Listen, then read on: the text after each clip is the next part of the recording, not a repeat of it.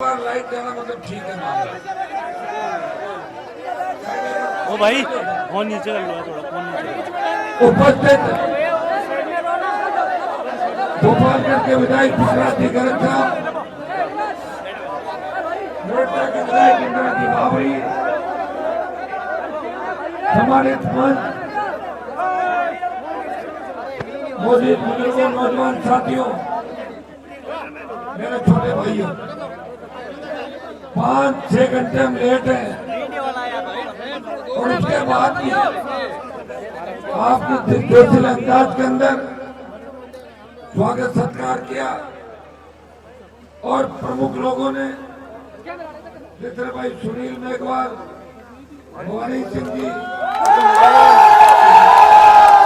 गौराराम जी और नरपत सिंह जी, चार लोगों ने पार्टी अभी पार्टी का दामन थामा, हमारे परिवार के अंदर शामिल हुए। इनका स्वागत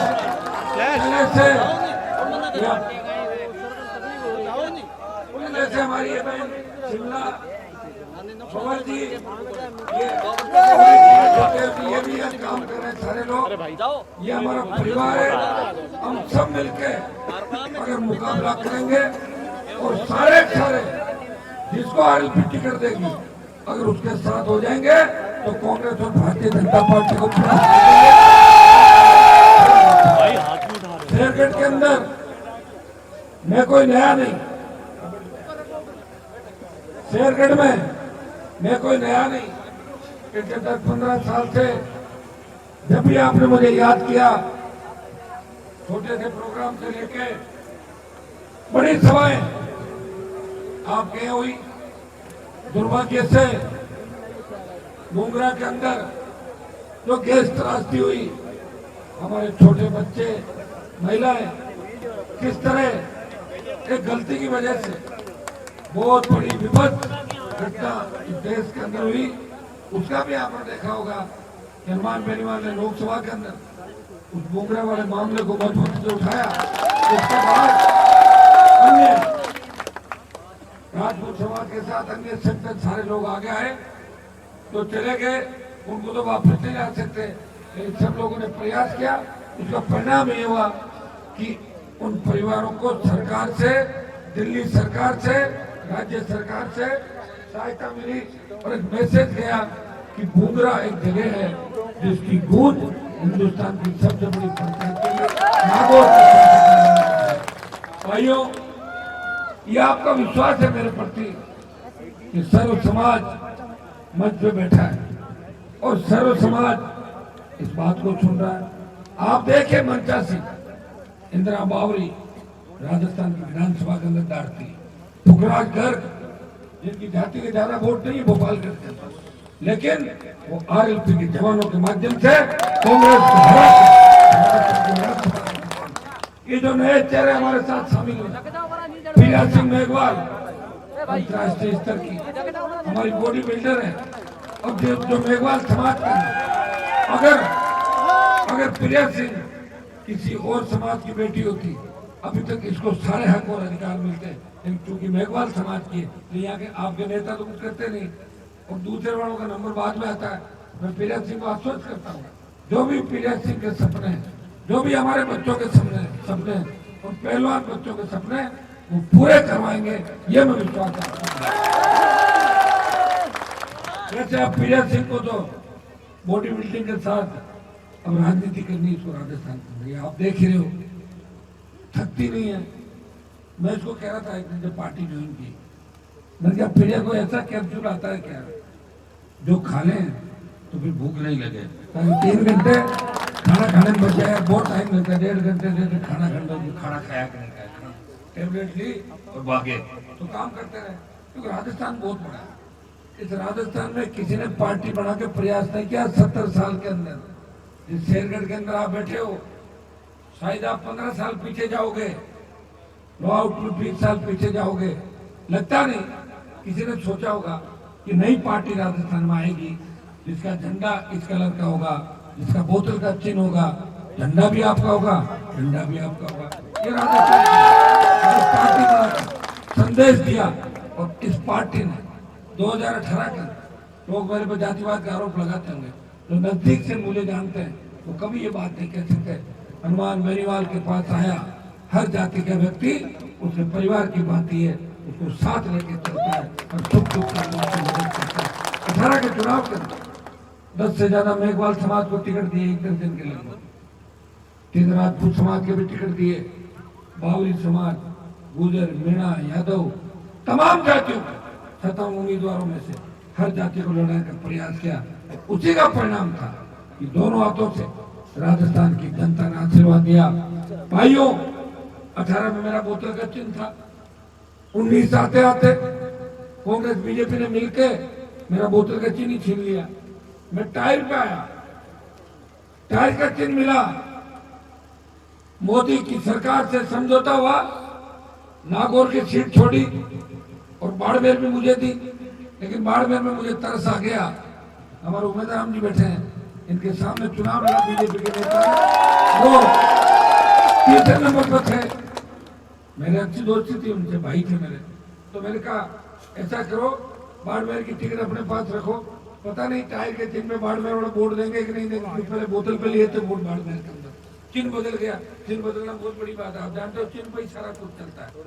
तो मैंने कहा चिन्ह आपका रखो भाजपा का, और कैंडिडेट मेरी पसंद का रखो। और कैंडिडेट कैलाश चौधरी को बनवा दिया। जीत के मंत्री बने कि नहीं बने, चला गया। लेकिन जब जाने के बाद देश में किसान आंदोलन हुआ, और किसान आंदोलन में पंजाब, हरियाणा और देश के किसानों ने जिससे बिगुल बजाया, उन सबकी इच्छा थी कि हनुमान बेनीवाल का योगदान भी उस किसान आंदोलन में रहे। दिल्ली जयपुर का हाईवे जाम हो, मुझे कहा आप किसान के बेटे हो, आपसे हम उम्मीद करते हैं आप अगर मोदी की सत्ता छोड़ दो तो किसानों की जीत हो सकती है। भाइयों, मोदी की परोसी हुई थाली मंत्री पद छोड़ के उत्तरी भारत का किसान बेटा किसानों को फर्क आया, नागौर का साथ। जब सेना को ठेके में दे दिया, सेना के अंदर हर जाति के लोग हैं कि नहीं, जाट रेजिमेंट है, राजपूत रेजिमेंट है, कितनी रेजिमेंट है सेना के अंदर बताएं मुझे। और मैं तो अलग अलग रेजिमेंट की बात करता हूँ लोकसभा के अंदर, आई रेजिमेंट बनाओ, गुजर रेजिमेंट बनाओ, जितनी भी लड़ाकी जातियां उनको भर्ती सेना के अंदर करो। अग्निपथ, अग्निवीर के माध्यम से 25% को लेंगे, 75 वापिस जाएंगे। भाइयों, जो वापिस जाएंगे वो सेना की ट्रेनिंग ले वापिस जाएंगे तो क्या करेंगे, अपराध बढ़ेगा, बदमाशी बढ़ेगी, खाली तो रहेंगे नहीं। पिस्टल चलाने जाने में AK-47 अगर चलाएंगे तो यहाँ आके किसी गैंग का हिस्सा बन जाएंगे। वैसे गैंगवार बढ़ रहा राजस्थान के अंदर। इस बात का विरोध अगर किसी ने किया तो लोकसभा के अंदर अकेले नागौर के सांसद ने इस अग्निपथ का विरोध किया।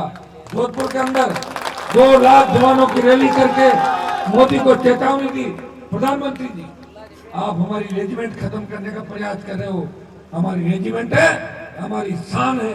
लोगों की बात का पता नहीं चलता, बाद में पता लगा जब कहेंगे यार मोदी ने धोखा दे दिया। तो धोखा देके काम चला रहा है, ऐसे कैसे बीजेपी सत्ता के अंदर आएगी? आओ बताओ, जो बोलना वही छपना, कहना कुछ करना कुछ। अग्निपथ का विरोध भी किसी ने किया, नागौर के सांसद ने किया। तो विरोध का परिणाम ये हुआ कि पहले 25% को कहा कि 25% रखेंगे, 75 वापिस जाएंगे। अब कह दिया कि आधा कर देंगे, 50 को रख लेंगे। लेकिन मैं आपको विश्वास दिलाता हूं कि आपने अगर एक होकार भरी दिल्ली की ओर, हमें दिल्ली के रास्ते पता है और किस तरह दिल्ली को घेरना है, उस दिन अग्निपथ वापिस हो जाएगा, जिस तरह तीनों कच्चे मिल वापिस हो जाएगा। भाइयों, आपने बीजेपी कांग्रेस का राज देखा, कहाँ अपराध होते थे बताओ मुझे। हम ढाणियों में रहने वाले लोग हैं, हमारे ढाणियों में किसी की हिम्मत नहीं थी आ जाए। अकेला खेत के अंदर कोई व्यक्ति रहता है तो आराम से चैन की नींद सोता। अब आप देखिए कि आप सुरक्षित नहीं, कब गुंडे बदमाश आए, कब किसी की हत्या कर जाए। छोटे बच्चों के साथ दरिंदगी की घटनाएं, बलात्कार की घटनाएं। राजस्थान अपराध के अंदर 1 नंबर पर चला गया। कौन जिम्मेदार है? या तो गहलोत है या वसुंधरा है। 25 साल राज किसने किया राजस्थान के अंदर? 2 ही लोगों ने राज किया 98 से लेकर 23 तक। कांग्रेस भारतीय जनता पार्टी के शासन के अंदर सबसे ज्यादा नौजवानों ने आत्महत्याएं की, कर्जे के बोझ के तले किसानों ने सबसे ज्यादा आत्महत्याएं की, और दलितों पर सबसे ज्यादा अत्याचार हुए। तो 25 साल के अंदर कोई मूछ रख ले, उसको भी मार दे तो मूछ कैसे रख सकता है? ये किसका शासन था? कांग्रेस पार्टी का शासन। आप ये बताएं कि आजादी के 70 साल 75 साल बाद भी अगर अपन इस तरह की घटनाएं करें, कौन जिम्मेदार है? सरकारें जिम्मेदार है। सरकार ऐसा सिस्टम करे, एक तरफ तो धर्म के नाम पे आप इकट्ठा कर रहे हो, शेड्यूल कास्ट के लोग भी हमारी संख्या है, और दूसरी तरफ इनको बराबर का अधिकार नहीं मिले। आपको अधिकार किसने दिया था? वोट का। वोट का अधिकार बाबा साहब ने दिया था कि प्रत्येक व्यक्ति वोट डाले। तो बात चली बात ये चली थी जब संविधान सभा की मीटिंग थी और पहला वोट कौन करेगा हम चुनाव के अंदर, तो ज्यादातर जो लोग थे छूटे वोटे, उन्होंने कहा कुछ ऐसा करते हैं कि कोई पढ़ा लिखा आदमी वही वोट करे, कोई 8वीं पास, कोई 10वीं पास, कोई 12वीं पास, कोई ग्रेजुएट। तब बाबा साहब ने कहा पढ़ा लिखा आदमी है कहाँ इस देश के अंदर, हम तो पीड़ित शोषित हैं। 200 साल अंग्रेजों ने लंबे समय तक राज किया, पहले मुगलों ने लगातार 12 आक्रांताओं ने हिंदुस्तान में राज किया।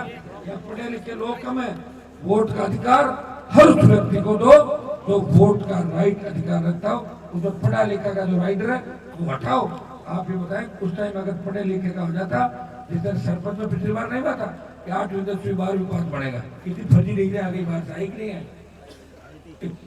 तो हर व्यक्ति मजबूत था, पढ़ा लिखा रखे ले डिग्री में दिला रहा हूँ, कोई यूपी से ले कोई बिहार से ले, तो वोट का अधिकार जिस व्यक्ति ने दिया उस व्यक्ति की सोच को हमें आगे बढ़ाना है और हम सबको मिलकर, सर्व समाज को मिलकर इस प्रदेश को बचाना है, इस देश को बचाना है।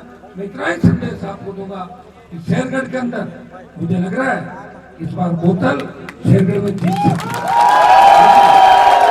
लेकिन मैं शेरगढ़ में ऐसे टिकट नहीं दूंगा किसी को। सुन लो मेरी बात, रुको भाई, ऐसे मेरे से टिकट नहीं ले सकता कोई भी। मैं टिकट दूंगा, जीतने वाला होगा उसको, और जीतने वाला कौन होगा बताओ मुझे?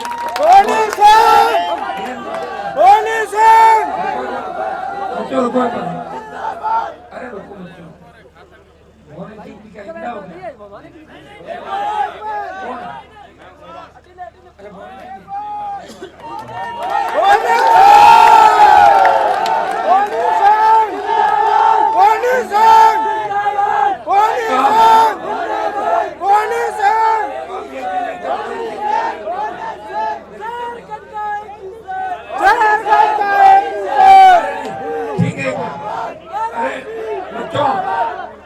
मेरे सामने अगर बात नहीं करोगे मुझे पता क्या लगेगा टिकट कौन मांग रहा है। मुझे ध्यान भी तो लग रहा है, अच्छी बात है, नारे लगा रहे हो, अच्छी बात है, क्योंकि मैं भी उस समय नारे लगाता, दुर्भाग्य से वसुंधरा उसमें मेरी टिकट काट दी थी, लेकिन मैंने पार्टी बनाई, टिकट दे दी। आप चिंता नहीं करें, अपने व्यक्ति के लिए नारे लगाने आवश्यक है। नारों से तो पता लगेगा कि टिकट लेने वाले कौन कौन, मुझे पता ही जोराराम जी की टिकट आती है, जोराराम जी की टिकट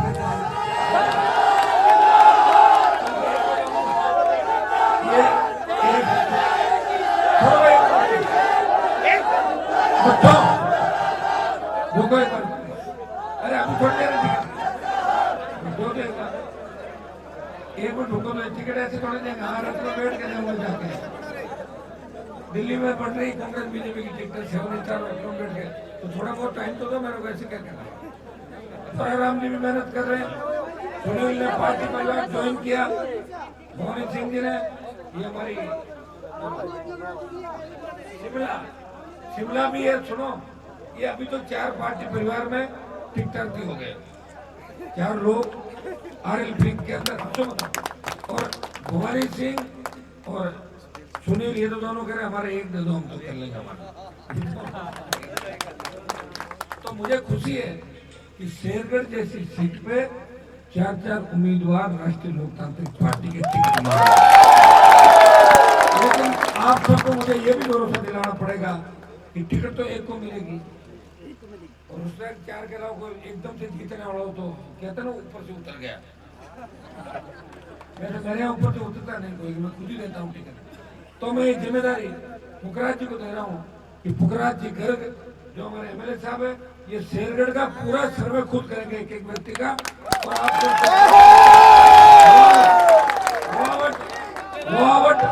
और शेरगढ़ दोनों टिकटें कैसे करनी है, ओसिया में क्या करना है। पुखराज जी जिले के पार्टी के प्रदेश अध्यक्ष हैं, अभी थे, नई कार्यकारिणी में प्रदेश अध्यक्ष परमानेंट रहेंगे मेरे साथ हैं। इस काम को देखेंगे, आप सबसे कांटेक्ट भी करेंगे, मेरी भी इच्छा है, देखो 25 साल हो गए, थक गया मैं, ठीक है ना, लड़ते लड़ते मेरा भी मन होता है। लोग तो मंत्री बन के बेचारे मेरे सामने, जिन जिन लोगों ने पार्टियां ज्वाइन करी, 3-3 बार मंत्री बन गए, सायरन बजाते हुए घर के सामने निकलते हैं। मेरे समर्थक कहते हैं भाई साहब आप मंत्री को बनोगे, मुझे मंत्री नहीं बना। बोले हम तो बर्बाद हो गए, पहले आपके पिताजी के साथ थे, फिर आपके साथ है, 50 साल हो गए। तो उनको मैं कहता हूँ मंत्री नहीं बनना, संतरी बन के सत्ता पे कब्जा करता हूँ। तो पूरी सत्ता हमारी आ जाए, और पूरी सत्ता आ जाए फिर कहने की आवश्यकता नहीं, जो आप चाहोगे अपना भी काम हो जाएगा। नहीं तो कोई अपराध होगा, और न भ्रष्टाचार होगा, न पेपर लीक होगा, और न किसी बहन बेटी की इज्जत राजस्थान में होगी। न बजरी और रेत के, न बजरी और रेत के आपके टोले पकड़े जाएंगे, और न पत्थर से भरी ट्रैक्टर ट्रॉली जो गरीब किसान अपना पेट भरने के लिए करता है, उसको कोई नहीं पड़ेगा। क्योंकि आपको अपने खेत के अंदर सारे पट्टे ही मिल जाएंगे, खुद ही अपना काम करो, और खुद की जमीन तो खुद को छोटे लाइसेंस कैसे जारी है, ये सारे काम जब हो सकते हैं।